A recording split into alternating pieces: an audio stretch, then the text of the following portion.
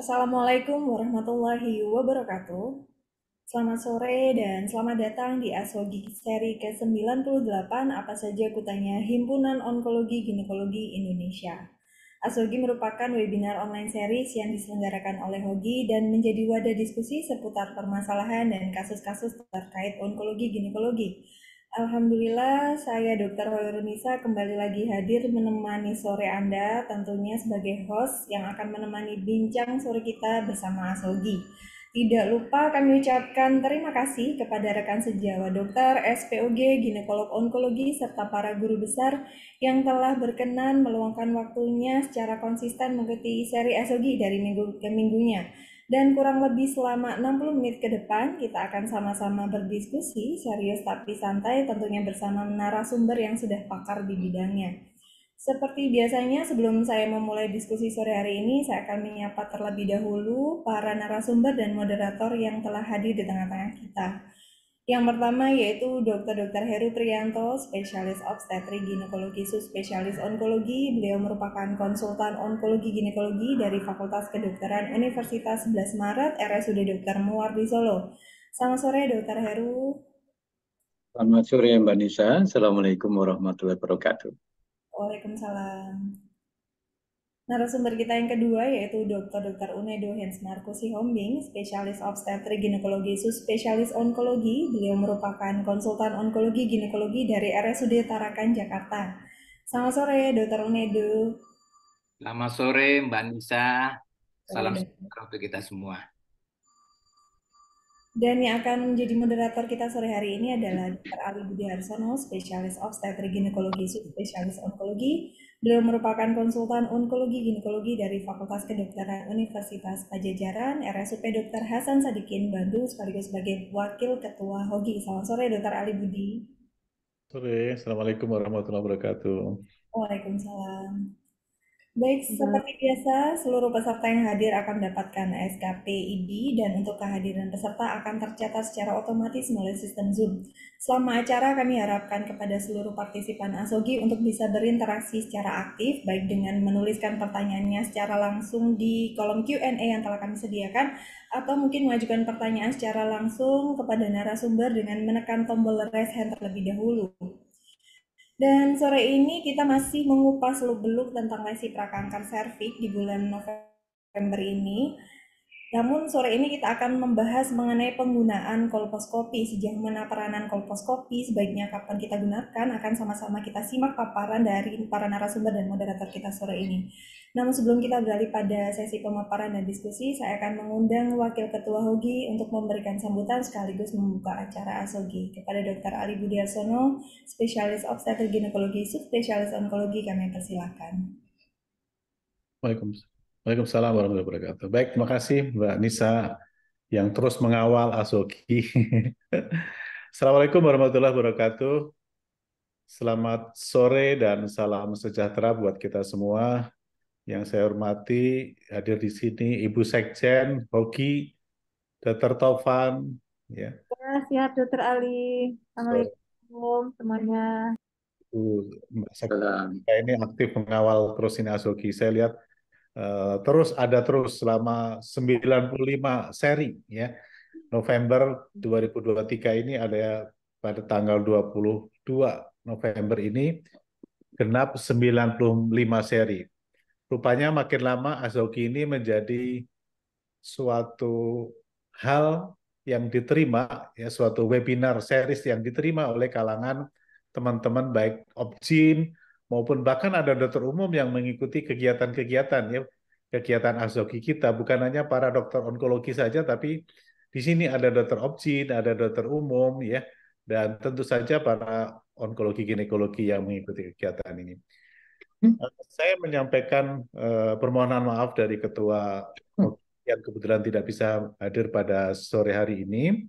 Beliau titip salam buat kita semua. Mudah-mudahan ASOGI pada seri 95 kali ini membawa manfaat buat kita semua, terutama buat peserta yang mengikuti kegiatan ini.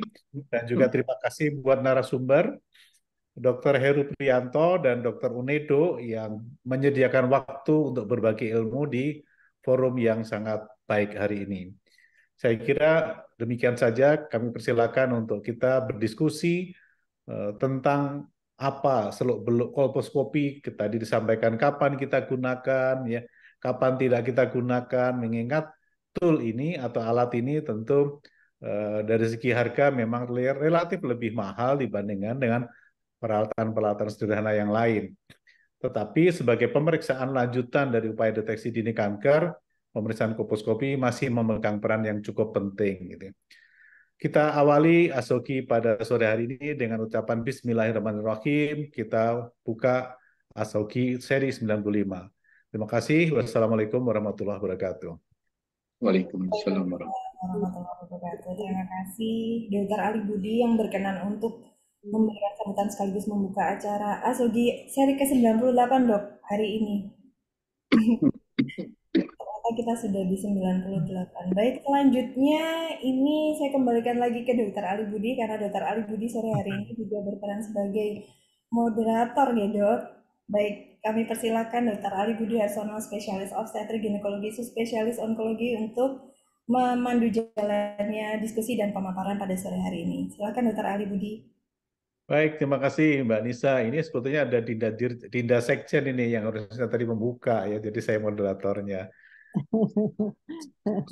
Terus jadi saya yang kadang jarang-jarang ngawal, jadi disuruh buka tadi. Baik, teman-teman sekalian, hari ini kita akan berbicara tentang pemeriksaan kolposkopi. Ya. Apa sih pemeriksaan kolposkopi? Bagaimana kita melakukannya? Tahap demi tahapnya bagaimana? Indikasinya bagaimana? Kemudian apa yang harus diperhatikan di dalam pemeriksaan kolposkopi? Akan kita bahas tuntas pada ASOGI sore hari ini.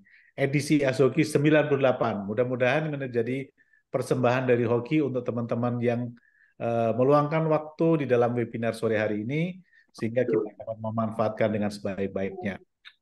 Selama masa nanti, ya selama masa Asogi nanti, silakan saja teman-teman untuk menyampaikan pertanyaan melalui Q&A atau raise hand sekaligus untuk menyampaikan pendapat, komentar, dan tanggapan secara langsung kepada narasumber-narasumber kita. Telah hadir di sini Dr. Heru Priyanto, SPOK, Subspesialis Onkologi, ini Sultan Solo. Ya. Sultan Solo, sahabat baik saya, ya, yang saya sangat hormati. Saya biasa panggilnya Mas Heru, ya. Ini dari FK UNS Solo, Rumah Sakit Umum Daerah Mawardi. Juga tidak kalah, Mas Heru sehat semua kan, keluarga semuanya? Alhamdulillah, Mas Ali. Semuanya. Kemudian narasumber berikutnya Dr. Unedo Hans Markus Gombing, SPOK Subspesialis Onkologi dari Jakarta, dari RSUD Tarakan, ya. Dia nggak mau disebut rumah sakit pemerintah, maunya apa? Rumah sakit sehat ya, atau rumah sehat tadi dokter Indo ya. Mas Heru Jakarta, Dok. Ya, saya kira dua narasumber handal ini nanti yang akan memberikan ilmu, memberikan arahan-arahan buat kita bagaimana menggunakan alat kolposkopi. Sama persilakan siapa yang pertama ya yang akan memberikan? Dokter Unit, Ya. Dokter Heru. Ya, Mas Ali. Assalamualaikum warahmatullahi wabarakatuh. Jadi yang saya hormati Dr. Ali, Dr. Tovan, Dr. Unedo, dan Mbak Nisa yang selalu setia dengan kita. Sahabat sekalian, sejawat sekalian, peserta Asogi, sebelum Dr. Unedo nanti mempresentasikan terkait kolposkopi, saya menyampaikan beberapa hal yang bisa membuka untuk awalan diskusi kita untuk mendapatkan pemahaman yang sama. Sejawat sekalian, salah satu hal yang penting di dalam penanggulangan kanker itu adalah deteksi dini. Ternyata di kita deteksi dini bahkan hampir semua jenis kanker, dan khususnya di kanker serviks itu masih di bawah 10%. Padahal idealnya adalah di atas 70%. Angka di Jepang bahkan bisa 80%. Nah, akibatnya apa ketika deteksi dini tidak berjalan dengan baik? Akhirnya pasien datang ke kita pada stadium lanjut. Saya yakin sejawat SPOG di semua daerah sering mendapatkan pasien kanker serviks sudah stadium 2B, 3B, dan sebagainya. Dari datanya itu sekitar 70%. Dan ini akhirnya bermuara pada mahalnya biaya pengobatan, terkurasnya tabungan pribadi, besarnya biaya pengobatan oleh pemerintah melalui BPJS, dan sebagainya. Nah, ini yang membuat pentingnya perhatian kita untuk tahap deteksi dini. Kemudian, kolposkopi adalah salah satu cara untuk deteksi dini. Jadi ada beberapa tahapan deteksi dini. Yang paling tahap awal yang kalau kita main catur tupionnya adalah pap smear dan IVA test. Kemudian sekarang sudah ada diperkenalkan dengan co-testing. Jadi pemeriksaan yang digabung antara pap smear dengan HPV test atau IVA test dengan HPV test untuk meningkatkan akurasi dan memperpanjang durasi diperlukannya deteksi dini lagi. Nah, satu hal yang penting, ini harus kita pahami bersama. Selama ini kita deteksi dini bertumpu pada pap smear beberapa dekade, tapi ternyata tanda kutip fail, gagal untuk meningkatkan cakupan. Banyak faktor. Salah satu masalah di pap smear adalah tingginya false negatif palsu. Negatif palsu pada pap smear artinya ada lesi prakanker, ada kanker tapi dibilang normal pap smearnya, itu berbagai jurnal pada kisaran 27%. Tinggi. Dan penyebabnya adalah rendahnya kualitas sampel takernya, yang mengambil samplingnya yang paling bermasalah. Nah, akhirnya bergeser ke IVA-tes. IVA-tes sudah diperkenalkan beberapa tahun lalu, tapi juga ternyata tidak cukup mengangkat.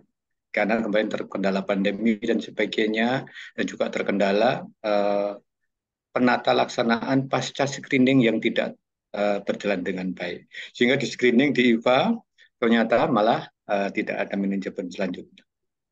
Masalah yang lain adalah belum meluasnya pemahaman yang sama terkait deteksi dini. Misalnya begini, sebenarnya IVA-tes itu sebanding apakah itu sensitivitas maupun spesifititasnya dibanding dengan pap smear. Sehingga kalau sudah di IVA sebenarnya nggak perlu di pap smear. Kalau pap smear tidak perlu di IVA lagi. Kalau ada keraguan, silahkan naik ke tahap selanjutnya. Misalnya adalah kolposkopi. Tapi beberapa sejawat SPOG menerima rujukan dengan IVA positif, malah di pap smear. Pap smear normal, Bu dibilang enggak apa-apa Bu, pap smear normal. Ibu hanya di follow up aja. Tapi kemudian karena false negatif, beberapa jeda waktu justru terjadi pre-cancer atau bahkan cancer. Nah ini yang bahasan selanjutnya. Nah sekarang baru saya masuk ke kolposkopi. Jadi kalau pemeriksaan pap smear adalah pemeriksaan yang sifatnya sitologi. Sitologi dari exfoliative sel-sel yang terlepas dari serviks. Dan dia bisa mengklasifikasikan menjadi SIN 1, SIN 2, SIN 3 atau displasia ringan, sedang dan berat, tapi dia tidak bisa untuk dasar diagnosis. Tolong ini di garis bawahi bahwa pap smear tidak bisa untuk dasar diagnosis untuk menegakkan diagnosis pasti dan melakukan tindakan. Tapi harus didahului melewatkan, misalnya kalau curiga kanker, misalnya pap smear kelas 5 didapatkan sel ganas, tidak bisa kita langsung histerektomi, tapi harus dilakukan dengan biopsi sehingga mendapatkan jaringan histologi, bukan sitologi. Atau kalau misalnya pap smearnya meragukan, maka melewati kolposkopi. Nah, kolposkopi ini bisa untuk dasar diagnosis. Nah, ini yang unik posisi kolposkopi. Karena dengan kolposkopi kita bisa langsung menentukan ini SIN 3, maka terapinya konisasi dan sebagainya. Nanti akan lebih detail disampaikan oleh Dr. Unedo. Mungkin itu pengantar dari saya, Dr. Ali. Monggo silakan Dr. Unedo. Ya, baik. Terima kasih Mas Heru pengantarnya. Kami persilakan narasumber berikutnya Dr. Unedo, ya, subspesialis onkologi. Silakan Dr. Unedo. Ya, terima kasih Baik, Dr. kalau teman-teman sejawat sekalian bisa langsung menyampaikan pertanyaan-pertanyaan di Q&A atau nanti raise hand supaya kita bisa langsung ditanggapi oleh para narasumber. Ya, silakan Dr. Unedo. Ya, terima kasih kepada Ketua HOGI, dalam hal ini mungkin diwakili oleh Dr. Ali Budi dan Dr. Tovan, yang sudah memberikan kepercayaan kepada kami. Selamat siang Dok, salam sejahtera untuk kita semua. Assalamualaikum warahmatullahi wabarakatuh. Dan selamat siang juga buat Mbak Nisa yang terus menjadi co-assisting lah ya, membantu kegiatan HOGI yang sudah ke-98 ya. Terima kasih semua. Sejawat yang saya kasihi, tadi sudah disampaikan oleh Dr. Heru ya, pengantar yang cukup baik sekali ya, artinya menggugah kita semua akan pentingnya screening atau deteksi dini pada kanker serviks ya. Seperti diketahui bahwa kanker serviks ini kita punya cakupan masih rendah sekali, tapi mudah-mudahan dengan kita belajar terus, penggunaan alat-alat yang lebih canggih bisa meningkatkan cakupan daripada screening kanker serviks itu sendiri. Mohon izin Dok, saya akan membawa slide pada kesempatan ini. Saya akan sedikit mungkin memberikan ya teori ya, dan mungkin nanti kita bisa diskusi dengan narasumber lainnya, dengan Dr. Heru dan Dr. Tovan, mungkin Dr. Ali juga ya. Jadi kolposkopi, tadi Dr. Ali katakan orang Jakarta nggak mau sakit, ya Dok, apa namanya, simbolnya Rumah Sehat untuk Jakarta Dok. Ini simbol kami dari Pemprov DKI. Saya Dr. Unedo dari RSUD Tarakan, Jakarta.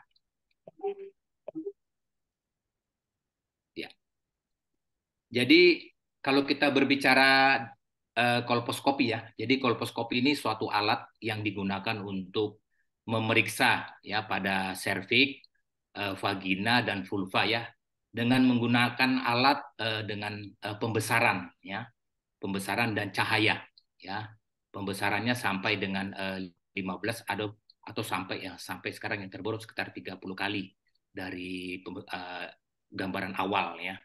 Nah, untuk kolposkopi ini menarik sekali ya. Udah kurang lebih hampir 100 tahun ya, pertama kali diperkenalkan oleh Hans Hesselmann, seorang warga negara Jerman.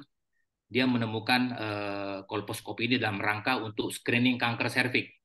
Jadi screening kanker serviks ini sudah 100 tahun yang lalu sebenarnya diperkenalkan dengan alat ini. Tapi sayang sampai sekarang ya alat ini memang cukup mahal. Dari beberapa perusahaan vendor yang sempat kita tanya itu harganya sekarang kurang lebih hampir 250 sampai 400 juta, jadi cukup mahal. Sehingga penggunaan kolposkopi ini masih terbatas pada rumah sakit besar atau rumah sakit swasta yang benefit ya. Jadi sayang sekali ya belum ada alat yang membuat lebih murah sehingga penggunaannya belum begitu masif di rumah sakit di Indonesia ini ya. Nah, kolposkopi ini suatu prosedur yang dilakukan untuk mengevaluasi pada wanita-wanita yang hasil pap smear-nya negatif, abnormal, maaf, pap smear-nya abnormal ya. Jadi kalau sejawat semua atau SPOG atau siapapun yang mengikuti seminar ini, kalau ada hasil pap smear-nya abnormal, ini bisa dilanjutkan dengan pemeriksaan kolposkopi seperti bilang Dr. Heru tadi ya. Yang kedua, apabila wanita-wanita yang asam asetat pemeriksaannya IVA-nya positif. Nah, ini ya, jangan dulu takut ya, jangan dulu khawatir. Ini bisa dilakukan dengan pemeriksaan lanjutan. Tadi dikatakan dengan coexisting ya, dengan IVA dan HPV DNA, tapi bisa juga dilanjutkan dengan pemeriksaan kolposkopi ya. Kemudian pada wanita-wanita yang mempunyai pemeriksaan HPV DNA-nya high risk positif. Nah, ini bisa untuk evaluasi dan juga untuk pemeriksaan lanjutan, serta pada wanita-wanita yang dicurigai ya hasil pap smear-nya positif normal, tapi kok kita ngelihatnya kurang enak ya. Kalau misalnya sejawat melihat serviksnya kayaknya nggak enak melihatnya, tapi pap smear-nya normal, IVA-nya normal. Nah, ini bisa dilakukan dengan pemeriksaan lanjutan yaitu kolposkopi ya. Dan alat ini juga bisa digunakan untuk follow up pada pasien-pasien yang sudah dilakukan treatment pada CIN1 ya, cervical intraepithelial neoplasia atau displasia ringan dan sedang berat yang sudah diobati ya, mungkin dengan konisasi atau mungkin dengan electrocauter atau mungkin dengan loop eksisi ya, ini bisa dilakukan. Dan pada pasien-pasien dengan kanker ovarium stadium awal yang dilakukan histerektomi ya atau histerektomi radikal, ini kita bisa follow up ya dengan menggunakan alat ini. Ini sekilas. Nah, tadi dikatakan Dr. Heru apa yang menjadi indikasi ya, Dr. Ali katakan. Indikasinya adalah untuk melihat lesi pap smear yang abnormal ya. Kita lebih jelas melihat lokalisasi lesi ya. Jadi kita melihat sampai sebesar mana lesi itu ya, dan kita bisa melihat petanya. Ya, mungkin mengenai 4 bagian atau bagian atas saja, sehingga mudah untuk kita melakukan seleksi memilih biopsi yang tepat ya. Jadi kadang-kadang melakukan biopsi juga kalau tidak tepat mengambilnya akan menyebabkan hasil yang false ya, false negatif ya. Dia seolah-olah hasilnya negatif tetapi positif. Mungkin salah pada pengambilan daripada hasil biopsinya. Yang kedua juga untuk evaluasi pada pasien-pasien dengan HPV DNA positif ya. Mungkin itu kita jangan kita bisa lakukan pemeriksaan lanjutan. Dan juga untuk mengevaluasi pada pasien-pasien dengan asam asetat atau via pemeriksaan asam asetat positif. Mungkin acetowhite-nya positif, kita tidak tahu mungkin dia mengambil pada saat penggunaan hormonal atau sedang haid atau sedang apa, sehingga seolah-olah kelihatannya positif. Nah, ini kita bisa lanjutkan dengan pemeriksaan kolposkopi ya. Dan indikasi kolposkopi ini juga digunakan pada pasien-pasien yang ada kelainan pada serviksnya sendiri. Misalnya ada kelainan pada ibunya juga sendiri. Misalnya contoh pada postmenopause bleeding ya, postcoital bleeding, bisa digunakan alat ini ya. Dan juga tadi sebelum saya sampaikan bahwa follow up post treatment pada pasien-pasien yang dilakukan sinar ya, radiasi, bisa kita follow up menggunakan kolposcopy, serta setelah dilakukannya terapi konisasi, mungkin kauterisasi atau TCA, beberapa literatur bisa dilakukan follow up menggunakan dengan kolposcopy ya, yang dilakukan yang terbaru sekarang pengobatan CIN yaitu trichloroacetate ya. Nah, bagaimana kontraindikasi untuk kolposcopy ini sendiri ya?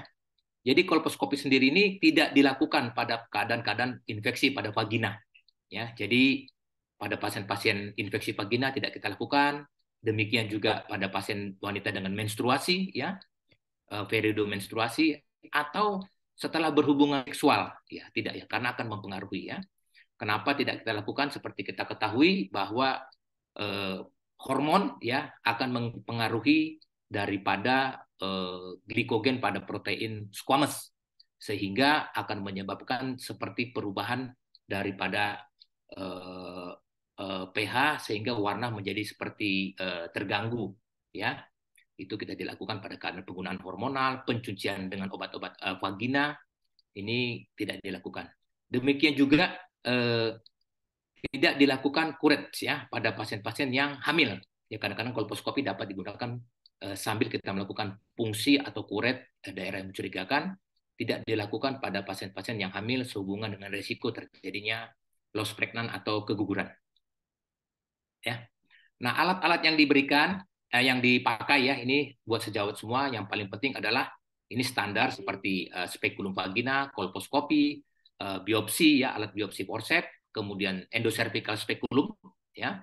Jadi spekulum yang digunakan untuk membuka serviks, kemudian alat Courettes ya, kemudian juga untuk kauterisasi apabila perdarahan kalau kita melakukan biopsi, serta cairan-cairan yang digunakan ya. Ini sebentar saya akan bahas tentang cairan normal salin NaCl 0,9%, asam asetat, Lugol iodine solution, dan silver nitrate untuk pada saat setelah dilakukan kauterisasi ya.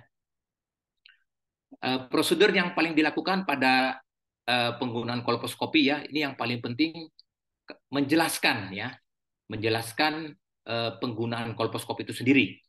Karena kolposcopy itu sendiri itu membuat tidak hanya kita melakukan pengecatan semata, tapi kita melakukan tindakan lanjutan, misalnya biopsi ya, atau juga kita melakukan kuretase. Jadi sudah satu paket dijelaskannya. Jangan kita sudah nanti mencurigakan, mau pas kita mau biopsi, inform konsen lagi. Jangan, itu membuat wanita dia jadi tidak nyaman ya. Kemudian juga riwayat, jangan lupa menanyakan riwayat medis ya buat sejawat semua, kehamilannya, menstruasi terakhir, penggunaan kontrasepsi, penggunaan hormonal ya. Tadi saya katakan bahwa pada pasien-pasien yang penggunaan hormonal itu squamous itu menghasilkan suatu glikogen yang berikatan dengan lactobacil. Dia akan menyebabkan penurunan pH sehingga terjadi metaplasi pada squamous columnar junction. Jadi sering terjadi perubahan warna yang kita anggap ini suatu kelainan. Padahal ini mungkin penggunaan hormonal yang kronik, yang masif, atau sedang hamil, atau sedang penggunaan kontrasepsi ya. Kemudian pasien diletakkan posisi litotomi senyaman mungkin, karena mungkin agak lama ya kita mengamati batas-batasnya, lokasinya, kita melakukan tindakan sehingga membuat pasien dalam posisi litotomi yang nyaman ya. Kemudian juga kita mengambil spesimen laboratorium yang perlu. Mungkin pada kolposcopy kita sekaligus kita ambil mungkin swab untuk sekret dinding vagina, atau untuk Neisseria atau trichomonalis, kita ambil semua. Dan yang ketujuh adalah kita melakukan apply atau membersihkan serviks dengan menggunakan cairan salin normal ya. Tujuannya adalah membersihkan sehingga dengan penggunaan nanti kolposcopy, sebentar kita akan bahas, akan terlihat jelas itu ya, mana epitel squamous-nya, mana epitel kolumner, transformasi zone atau squamous columnar junction yang lama maupun yang baru. Ya, bisa diskusi lebih lama biar dipercepat ya, Dr. Enedo. Siap. Penggunaan asam asetat 35%, kemudian aplikasi kita juga memberikan solusi iodium dan melakukan biopsi. Ini harus dilakukan. Nah, ini tujuannya penggunaan normal salin adalah kita membersihkan ya, sehingga kita betul-betul bisa melihat dengan jelas. Kadang-kadang kita pas kita lihat kita tidak bersihkan dulu, sehingga kita kadang-kadang bingung batasnya yang mana ya. Nah, seperti ini kita sangat jelas sekali setelah dilakukan pemeriksaan dengan normal salin, kita melihat zona transformasi, ya, kemudian epitel squamous kolumner yang asli dan epitel squamous kolumner yang baru, sehingga kita bisa melihat dan kita bisa melakukan asam asetat maupun iodion di daerah yang sudah dibersihkan dengan normal salin tersebut. Kemudian penggunaan asam asetat, ya. Jadi asam asetat ini kita memberikan kita teteskan dengan asam asetat bisa 3-5%, dan kita melakukan dengan pemeriksaan kolposkopi. Kita akan melihat hasil yang menjadi lebih jelas sekali, ya. Tepi batasnya juga jelas, ya. Kemudian juga kita melihat sampai dia epitel squamous columnar junction yang bagian bawah, dan kita bisa mengambil biopsi yang tepat, yang paling tebal, ya, seperti yang sebelah kanan saya ini paling tebal. Nah, asam asetat ini juga bisa menentukan grading daripada kolposkopi, ya. Ini bisa kita sebut dengan sebagai grading 3 atau high seal nilainya. Ini penggunaan asetat.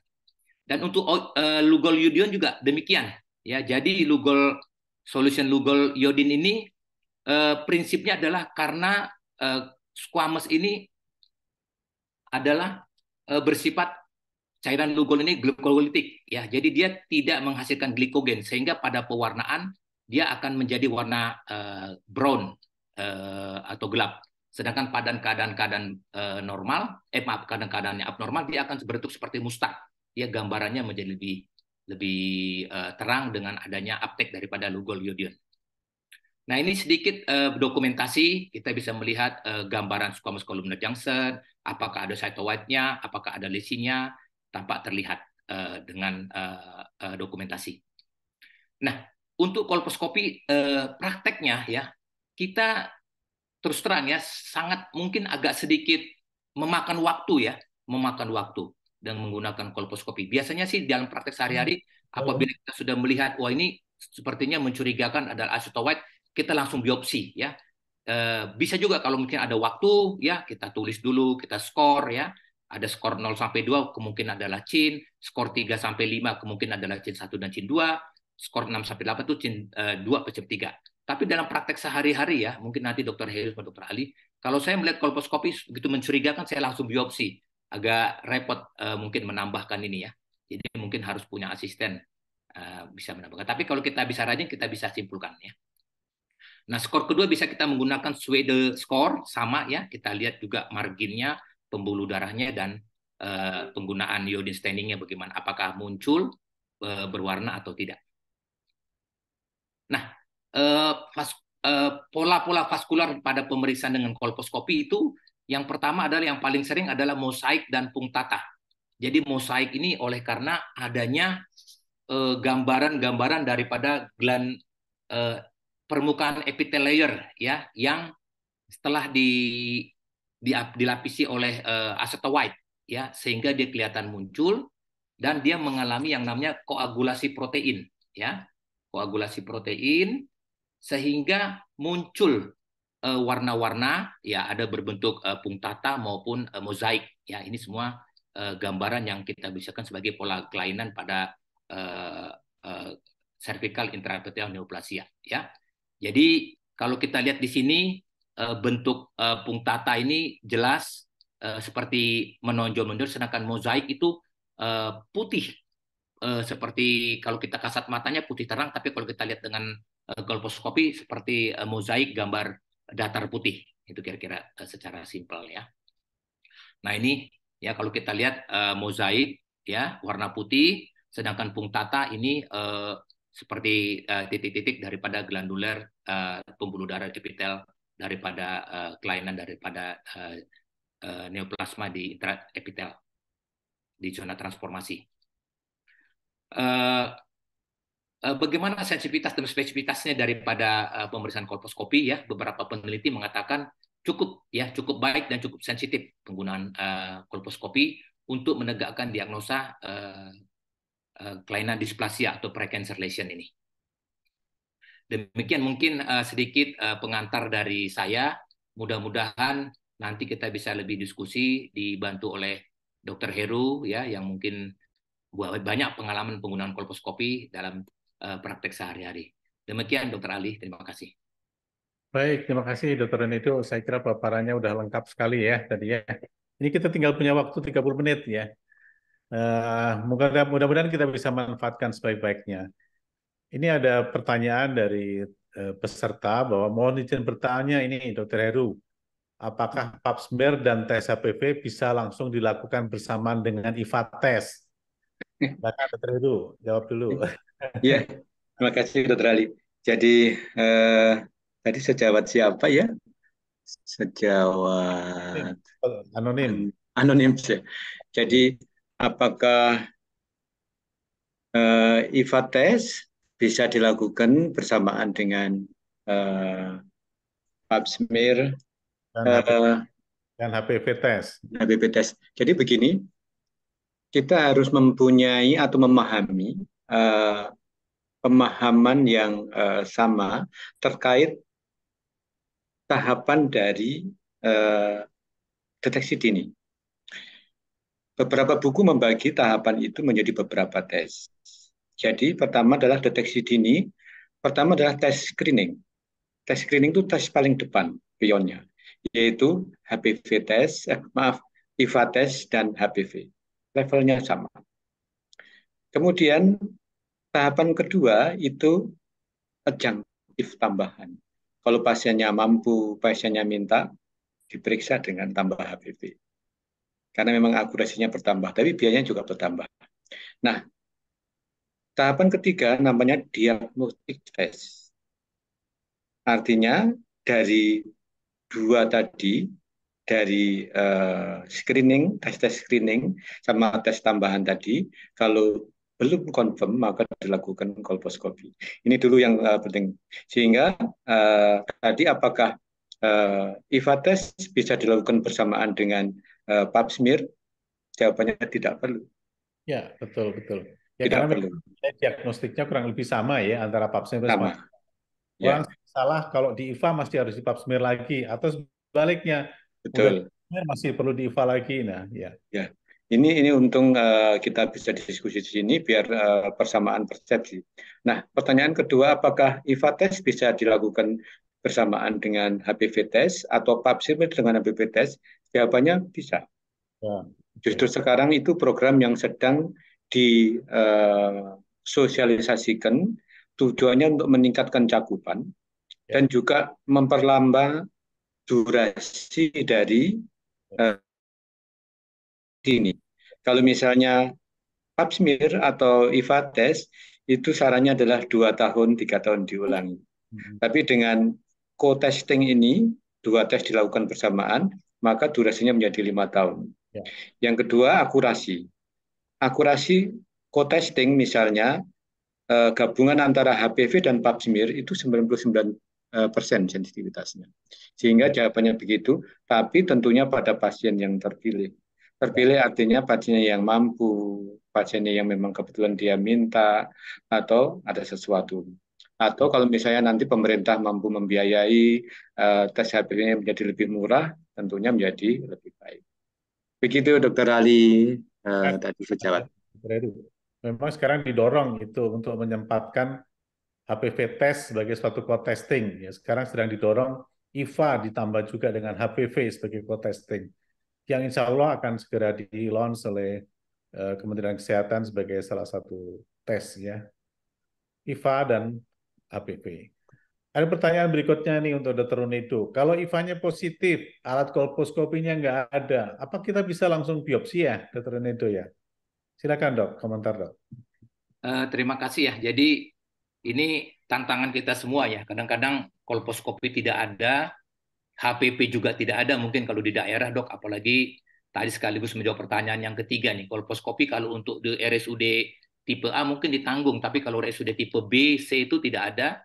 Kadang-kadang tidak bisa. Jadi kalau misalnya hasil IVA-nya positif, kita tidak ada kolposkopi dan tidak ada apa namanya HPV DNA kalau untuk di daerah, yang pertanyakan di daerah nih ya, itu harus diyakini dulu bahwa IVA positif itu betul-betul terlepas dari faktor risiko ya. Saya katakan tadi bahwa jangan sampai IVA itu false negatif. Jadi betul-betul IVA itu bukan karena dia ada penggunaan hormonal, bukan karena ada yang apa namanya lagi menstruasi atau apa. Sehingga kalau memang semua yakin itu IVA positif, saya rasa untuk di biopsi boleh-boleh aja. Permasalahan sekarang kalau biopsi, yang penting ditanggung aja dari BPJS, jadi tidak menjadi kendala di lapangan, dok. Mas Dr. Ali. Silakan, Dokter Edu. Ya, terima kasih Dr. Unido. Saya akan menyampaikan beberapa hal. Jadi perlu kita lakukan edukasi yang sama dan pemahaman yang sama bahwa IVA positif adalah berarti ada lesi prakanker. Dan tidak mengklasifikasikan apakah itu SIN 1, SIN 2, atau SIN 3. Jadi IVA positif itu prakanker tapi tidak tahu. Displasinya ringan, sedang, berat tidak tahu. Yang pertama. Kemudian IVA itu diprogramkan pada awalnya dan sampai sekarang tetap adalah pada program see and treat. Namanya sekarang diubah menjadi screen and treat. Jadi dilakukan screening, langsung treatment. Nah, IVA positif mana yang langsung treatment adalah IVA positif dengan lesi yang tidak luas. Yaitu treatmentnya apa? Dengan krioterapi. Settingnya di mana? Di puskesmas atau di rumah sakit tipe D dan sebagainya. Yang krio siapa? Yang krio dokter umum atau bidan dengan supervisi dokter umum. Program ini masih berjalan dan itu yang kami latihkan terakhir seperti itu. Nah, itu yang ketiga adalah sebenarnya yang mendasar adalah ketika kita melakukan IVA itu harus sejak awal ditahu bahwa apakah mulut rahim ini curiga kanker tidak. Ya, itu sekaligus saja Dokter Edu menjawab pertanyaan berikutnya Ya, bahwa kalau nggak ya, punya kolposkopi, ada lesi yang mencurigakan, boleh betul. biopsi atau sekaligus kuretase endoservix. Ya, Dr. Ali, makasih. Jadi, ketika dilakukan pemeriksaan awal dari IVA, lendir dibersihkan dan sebagainya, ternyata lesinya rapuh, mudah berdarah, dan sebagainya, maka sebenarnya protokolnya adalah jangan lakukan IVA. Jadi langsung dinilai curiga kanker serviks, maka kalau bidan ya dirujuk untuk dibiopsi, kalau SPOG langsung dilakukan biopsi. Jadi message-nya adalah bahwa ketika memulai pemeriksaan IVA, langsung dibedakan apakah ini memang curiga kanker tidak. Kalau curiga kanker, langsung dibiopsi tanpa IVA. Karena IVA memang diperuntukkan untuk mendeteksi adanya lesi prakanker. Seperti itu. Sehingga tadi pertanyaan tambahan tadi, apakah dengan pemeriksaan IVA kemudian tidak ada kolposkopi bisa dilakukan biopsi? Ya, kalau memang curiga kanker. Begitu. Nah, tapi kalau misalnya IVA positif ada dua pilihan. Kalau lesinya tidak luas, misalnya hanya 2 kuadran dan bisa tertutup probe krioterapinya, maka langsung dilakukan program screen and treat, langsung krio. Tapi kalau misalnya lesinya luas, probe-nya krio tidak menutupi semua zona transformasi, maka dirujuk untuk dilakukan teknik ablasi yang lain. Bisa Cauter atau dilakukan teknik eksisi, lip maupun LED. Baik, Itu Dr. Ali. Dokter Edu menarik ya. Jadi tentu kalau nggak ada alat, jadi akhirnya kita jadi apa makeover gitu ya. Nah, ini kalau berapa biaya sebetulnya kolposkopi itu kalau menurut Inasi Bisnis dibayar oleh BPJS, Dr. Unedo, mau di rumah sakit tipe apapun ya, karena di situ ada klaimnya. Memang settingnya adalah poliklinik ya, tentu nanti menjadi top up dengan pemeriksaan kolposkopi. Kalau ada alatnya bisa langsung ya dilakukan dan memang akan menjadi top up dari tarif Inasi Bisnis. Gitu. Izin berikutnya adalah kalau hasil pap smear-nya askus positif. Apa yang harus dilakukan, Dok? Usianya 44 tahun, para dua. Dokter Unido, kira-kira bisa memberikan tanggapan? Ya, jadi dok saya mau mungkin mengomentari yang pertama tadi dok yang mengenai pemeriksaan kolposkopi. Memang kendalanya memang betul dok. Artinya yang menjadi permasalahan itu di rumah sakit sesuai penanya ini saya mungkin ini memang di daerah tipe rumah sakit tipe B sekalipun masih jarang dok yang mempunyai kolposcopy itu. Jadi apakah kalau di rumah sakit tipe A justru tentunya pasti kalau BPJS pasti di cover ya dok. Itu kira-kira itu sih.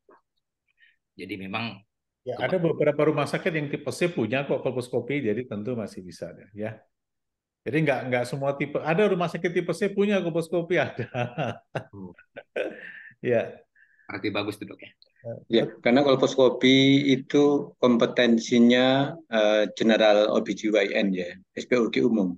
Dan deteksi dini dan manajemennya sampai konisasi, leaflet, Cowter, cryo itu semuanya bisa diselesaikan oleh General OBGYN.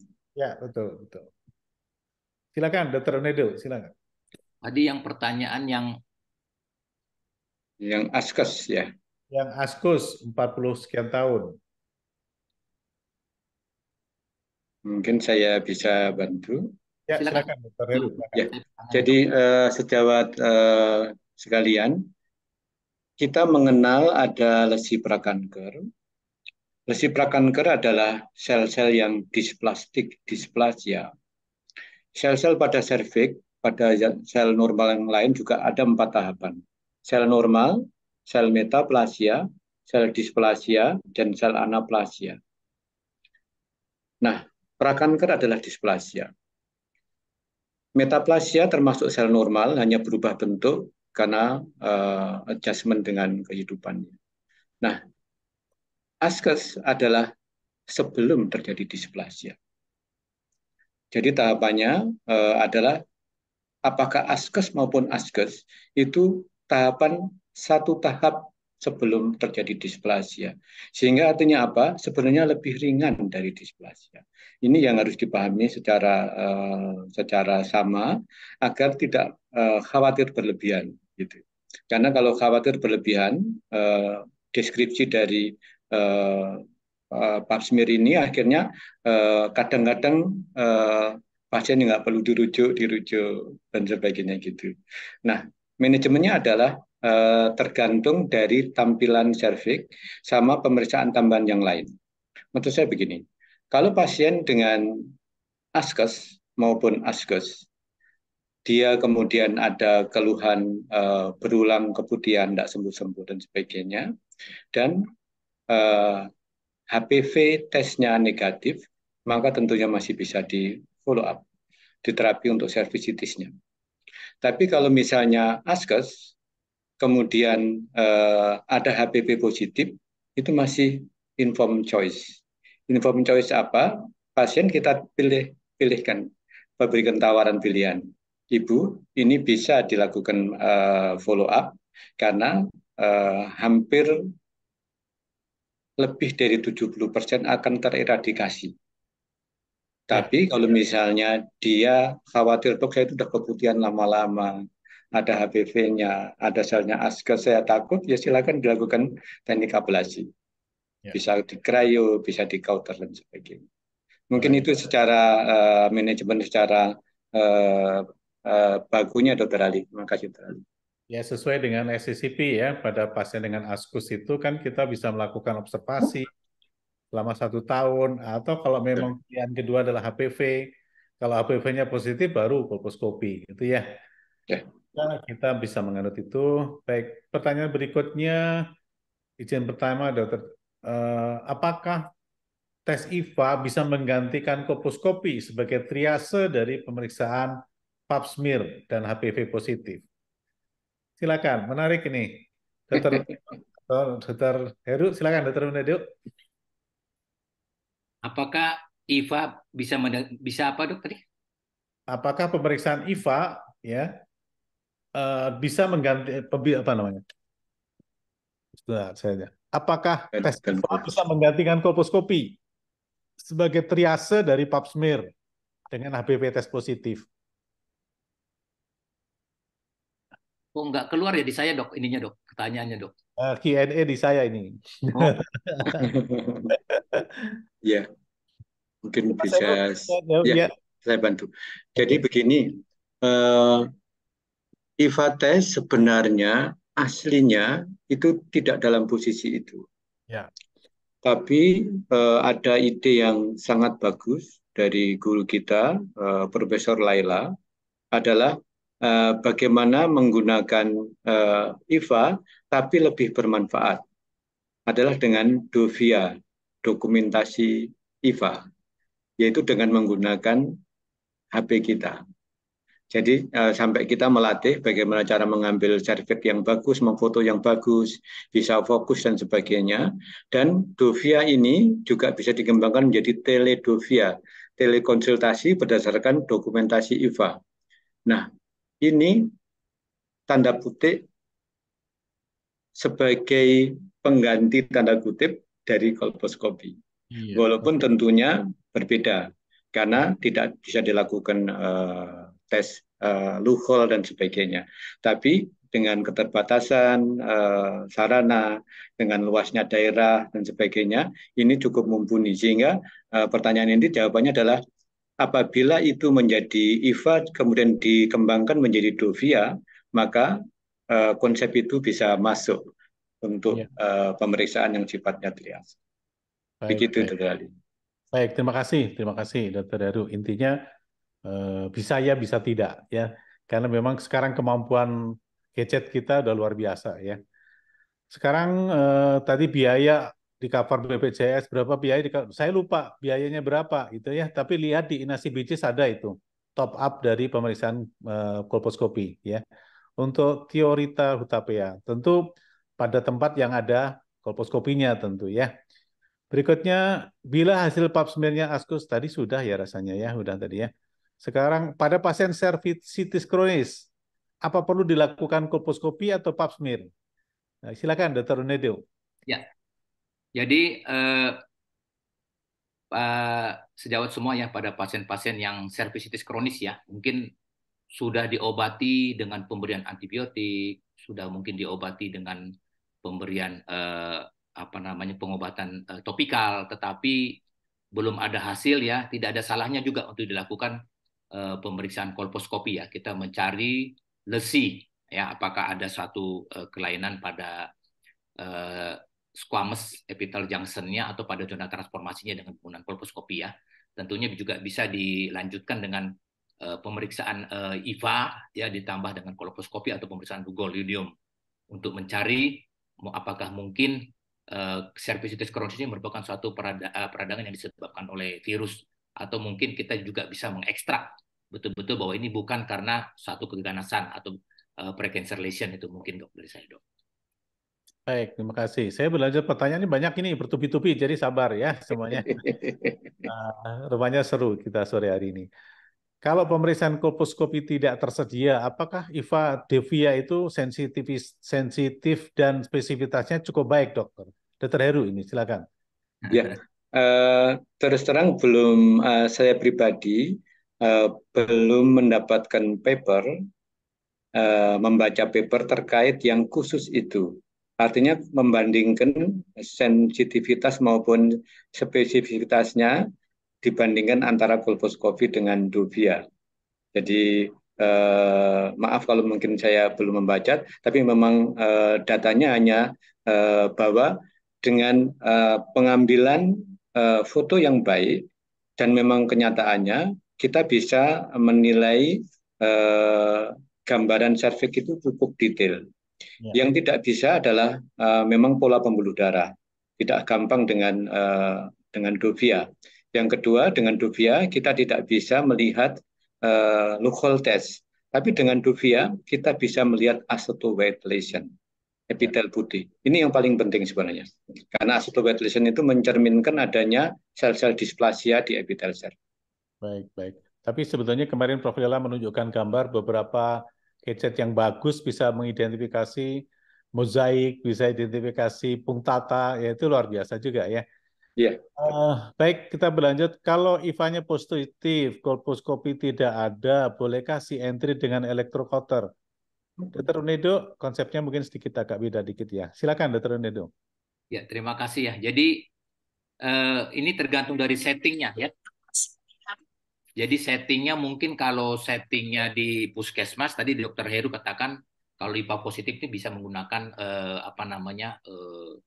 krioterapi dok ya di puskesmas. Tapi pada keadaan settingnya mungkin yang di rumah sakit tidak ada krioterapi ya, kita bisa lakukan IVA positif. Misalnya sudah dicoba dengan HPP, tidak ada toolnya, tidak punya fasilitas, kolposkopi juga tidak ada. Kalau IVA positif, kembali lagi kita prinsipnya adalah melakukan evakuasi sumber lesi, bisa menggunakan konisasi atau dengan elektrokauter dok, dengan lip maupun LEDs. Itu mungkin dari saya dok. Baik, terima kasih Dr. Nito.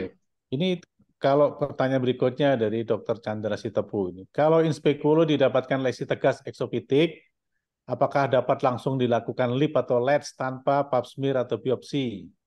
Yang kedua, kalau di daerah terpencil, pasien tidak mau dirujuk, CA cervix stadium 1A1, ya, apakah teknik ablasi eksisi saja dan bagaimana follow up-nya? Ya, Mas Heru silakan. Ya, tadi pertama kalau di inspekulu kemudian ada lesi eksofitik, apakah bisa dilakukan eksisi? Jadi begini sejawat, tindakan itu dilakukan berdasarkan diagnosis. Kalau ada inspekulu lesinya eksofitik curiga kanker, maka harus ditegakkan secara histopatologi bahwa dia memang positif kanker serviks, sehingga sarannya dibiopsi dulu. Ya, setuju. Tahap kedua adalah setelah dibiopsi dilakukan staging klinis. Ya. Staging klinis dilakukan pemeriksaan porsio, parametrium dan sebagainya. Kalau misalnya sudah eksofitik, kelihatan kan minimal dia sudah 1B ya, tidak 1A lagi. Sehingga 1B, apakah 1B1, B2 atau B3, maka manajemennya adalah radikal trachelectomy atau radikal hysterectomy. Jadi tidak bisa dilakukan cuma eksisi. Kemudian diagnostiknya dengan konisasi ya. Ya kalau itu enggak boleh. Tapi kalau yang kedua, misalnya dari biopsi atau dari eksisi lip, diagnosa adalah 1A1, hanya mikroinvasi, maka bisa dilakukan konisasi. Ya. Tidak harus dilakukan hysterectomy. Baik, terima kasih. Berikutnya, ini tes HPV ini. Apakah tes HPV urin sama dengan tes cairan vagina yang keluaran Calgin? Mana yang lebih akurat? Siapa? Dr. Unedo atau Dr. Heru, silakan. Saya belum punya pengalaman dok yang dari urin. Silakan. Iya, jadi sahabat sekalian, memang sekarang ini ada dua hal baru. Pertama adalah teknik pengambilan sampel HPV test, tapi hanya menggunakan lendir dari serviks, artinya tidak dilakukan scraping, tidak dilakukan kayak pap smear. Sehingga betul-betul mengandalkan sel-sel yang eksfoliatif secara spontan. Terlepas secara spontan, seorang wanita disarankan untuk pakai pembalut. Nah, pembalut itu paginya ditampung, dikirimkan ke laboratorium. Ya. Nah, teknik yang kedua adalah dengan menggunakan HPV urin. Nah, dari beberapa jurnal, dari beberapa diskusi, saya pribadi belum prefer untuk melakukan. Kenapa? Karena yang penting ketika kita melakukan pemeriksaan adalah akurasinya ya. Jadi kalau nanti kita nggak yakin akurasinya, nggak sensitif, nggak spesifik, nanti kasihan pasien kita. Maaf kalau mungkin memang saya juga tidak cukup membaca jurnal. Walaupun ada jurnal saya baca cukup sensitif, tapi belum dimasukkan dalam protap screening kita. Ya, itu baik. Produksi urin itu dari produksi Bio Farma, jadi tetangga saya, jadi saya tahu. Betul. Jadi itu sensitif karena nilai diagnostiknya 82-83%. Memang lebih baik dengan apus vagina, apus cervix itu nilai diagnostiknya tinggi 90 sekian %.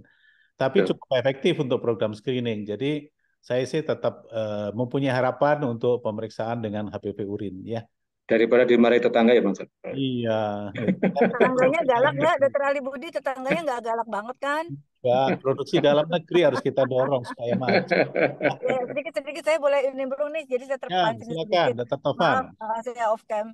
Jadi memang betul kalau dia tiada rotan akar pun jadi ya gitu ya. Tapi kita selalu melihat setting di mana kita bekerja. Urin menjadi salah satu skema implementasi kita dalam skala nasional, tapi dalam kondisi yang sangat very very low resource gitu ya.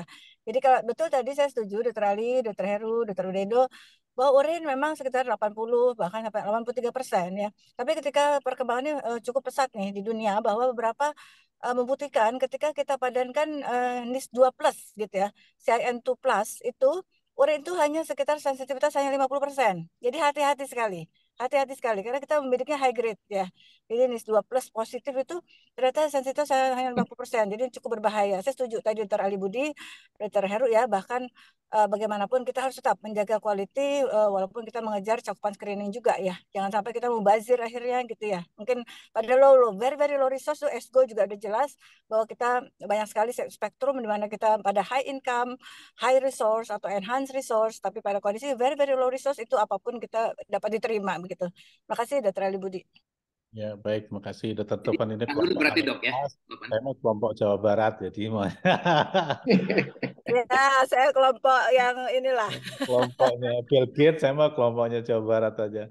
Oke, berikutnya dilakukan apabila sudah berhasil dilakukan cryo di fase 1, apakah masih perlu dilanjutkan dengan rujukan kolposkopi atau biopsi ya? Silakan Dr. Unedo atau Dr. Heru, kami persilakan. Jadi sudah berhasil dilakukan cryo di fase ke-1, apakah masih perlu dilakukan rujukan untuk kolposkopi? Jadi sahabat sekalian, angka keberhasilan cryo termasuk manajemen lesi prakanker lain itu ternyata hampir 20% itu sin persisten, menetap. Awal-awal saya juga agak ragu karena saya angka coba juga gitu. Dari 10, 2 orang harus dilakukan lip ulang dan sebagainya, kautar ulang. Ternyata saya baca angkanya memang demikian. Nah, itu yang terjadi juga pada cryo. Pada cryo memperkecil angka sin persisten bisa disarankan dengan double freeze 3-5-3. 3 freezing, 5 berhenti, 3 freezing lagi, 3 menit lagi. Tapi apabila bisa diulang 1 kali lagi, jadi cryo itu bisa diulang 2 kali di tingkat fase dasar. Tapi apabila misalnya dengan cryo tidak terselesaikan, entah mungkin tidak terbentuk baik cryonya atau mungkin lesinya ternyata sin 3, maka tetap boleh dilakukan rujukan. Jadi sahabat sekalian, sin 3 itu sering luas. Yang kedua, ketebalan epitel itu bisa melebihi 8 mili atau bisa 10 mili. Nah, cryo itu efektif hanya 5 mili. Ya. Sehingga sebenarnya kalau ragu-ragu, sebenarnya memang lesi luas jangan dilakukan cryo. Karena dia hanya efektif pada sin 1, paling tinggi pada sin 2. Gitu. Sehingga memang tetap ada proporsi untuk dilakukan rujukan. Begitu Dr. Ali. Baik, terima kasih. Ini waktunya sudah habis ya. Untung Dr. Anissa diam aja ini. Baik, pesan-pesan atau hal-hal penting terkait sama kolposkopi, kami persilakan Dr. Unedo, pesan-pesan penting ya. Kolposkopi, silakan. Jadi teman-teman, artinya sejawat yang ada dimanapun, sekali lagi ditekankan pentingnya kita untuk melakukan screening dini ya, atau deteksi dini kanker serviks ya, dengan menggunakan yang cukup sesuai dengan setting di mana teman-teman sejawat bekerja ya. Ada setting mungkin di rumah di daerah, di kabupaten ya, di kota besar, gunakanlah tahap-tahap pemeriksaan IVA, pemeriksaan kemudian pemeriksaan HPP DNA, dan bisa dilanjutkan dengan pemeriksaan penegakan diagnosis dengan menggunakan kolposkopi ya. Kolposkopi juga saya pesankan untuk sering-sering menggunakan ya. Kadang-kadang kalau tidak sering menggunakan itu kita lupa di mana tombolnya segala macam dok.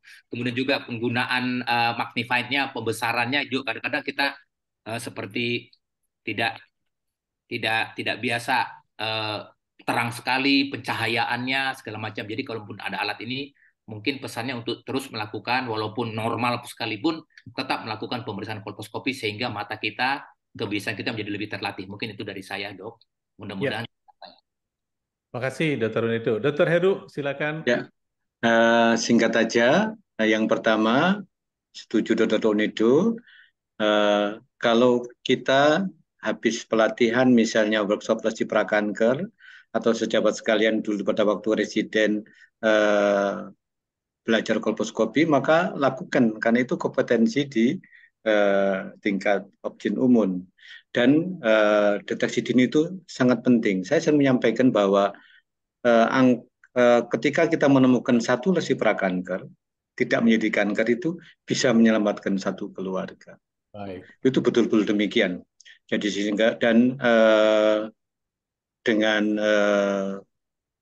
menyisihkan waktu, tidak di kesibukan misalnya dengan obstetrik dan sebagainya, itu sebenarnya sangat membantu, karena data terakhir 1-2 wanita itu di Indonesia meninggal dalam 1 jam karena kanker serviks.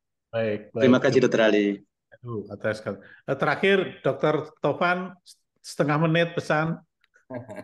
Aduh, terima kasih banyak Dr. Ali Budi, hatur nuhun. Ini kakak saya yang luar biasa dari Bandung, kakak saya yang luar biasa dari Solo. Ini sejawat dari Jakarta ya. Ini aja udah 20 detik ya Dr. Ali Budi. Ya, terima kasih, apresiasi yang luar biasa atas nama Hogi. Jadi sekali lagi memang kolposkop itu adalah hanya sebenarnya kolposkop itu hanyalah suatu device ya, suatu tools ya. Bahwa kita secara filosofi sebenarnya adalah untuk melihat lesi dengan magnifikasi gitu ya. Jadi artinya teman-teman jangan terasa galau ketika melihat algoritma ISCCP ya, American Society Colposcopy and Cervical Pathology, bahwa setiap abnormalitas temuan screening harus dikolposkopi. Kalau nggak punya kolposkopi akhirnya give up gitu, menyerah. Itu rasanya konsep yang harus dirubah ya. Jadi shifting paradigm ya. Jadi paradigmanya harus digeser ya. Jadi bahwa yang sebenarnya kita harus melihatnya lesi dengan magnifikasi. Itu sudah bisa kita lihat dengan handphone atau device gadget yang teman-teman sudah punya super canggih gitu. Jadi intinya sekali lagi tadi rate scoring atau apa itu sebenarnya ya siapapun nggak pernah hafal ya secara terlek gitu ya. Tapi intinya secara konsep bahwa kita harus melihat serviks yang normal ya membedakan dengan yang tidak normal begitu. Intinya itu sih Dr. Ali Budi, apapun device yang kita gunakan kita berperang terhadap kanker serviks untuk mencapai eliminasi di mana 4 kurang dari 100.000 ya, kurang dari 4 per 100.000 perempuan di suatu wilayah. Mudah-mudahan Indonesia bisa mencapai itu ya. Terima kasih Dr. Ali Budi, Dr. Heru, Dr. Nedo. Assalamualaikum warahmatullahi wabarakatuh. Waalaikumsalam warahmatullahi wabarakatuh. Berikutnya kata terakhir adalah karena wanita ingin dimengerti, maka kita bantu wanita untuk lebih peduli pada diri sendiri dan keluarganya. Kami kembalikan ke Mbak Nisa. Bila itu hidayah. Wassalamualaikum warahmatullahi wabarakatuh. Waalaikumsalam. Warahmatullahi wabarakatuh. Cakep, Dr. Ali Budi. Do IFA ya, kolposkopi mini, kolposkopi pocket. Baik, luar biasa. Terima kasih kami ucapkan untuk para narasumber dan juga moderator, Dr. Ali Budi, Dr. Heru, Dr. Unedo, juga Dr. Tovan. Padat sekali diskusi kita sore hari ini, terlihat dari banyaknya sekali pertanyaan yang masuk, dan alhamdulillah ya dok, terjawab semua. Semoga memberikan pencerahan tentang bagaimana fungsi dan peranan dari kolposkopi sendiri. Dan tadi sudah disampaikan juga, jadi tidak perlu khawatir ketika kita mengalami kondisi low resource tidak ada kolposkopi pun, kita tetap bisa melakukan magnifikasi dengan kamera pocket atau DOIVA untuk menggantikan fungsinya mengkonfirmasi abnormalitas hasil pada screening kanker serviks. Baik, 1 jam kita sudah berdiskusi, sampailah kita di akhir acara. Semoga diskusi kita pada sore hari ini membawa banyak manfaat. Terima kasih atas perhatian dan atensi seluruh peserta ASOGI.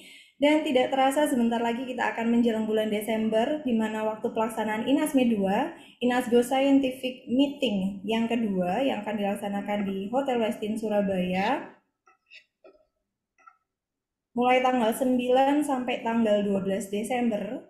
Ini kita akan melakukan ada simposium, ada workshop juga, workshop lesi prakanker juga, dan juga ada workshop surgery, di mana di lesi prakanker kita juga akan bisa memperdalam lagi ilmu mengenai lesi prakanker termasuk penggunaan kolposkopi itu sendiri ya dok. Jadi yang berminat untuk mengikuti bisa melakukan registrasi atau bisa melihat info lebih lanjut di www.inasmed.com. Mari kita ramaikan Inasped Surabaya. Iya, ya, betul dok. Karena kan sayang sekali ya di sana kan banyak materi yang juga sangat bermanfaat untuk aplikasi klinis kita dari ginekologi umum maupun onkologi ginekologi. Jangan lupa untuk kembali di seri Asogi ke-99 pada hari Rabu tanggal 28 November 2023 pukul 15.30 waktu Indonesia bagian Barat dengan tema terapi pada lesi prakanker serviks. Baik, sampai jumpa di Asogi seri berikutnya. Kami undur diri. Wassalamualaikum warahmatullahi wabarakatuh. Waalaikumsalam warahmatullahi wabarakatuh. Waalaikumsalam warahmatullahi wabarakatuh. Terima kasih, Dok.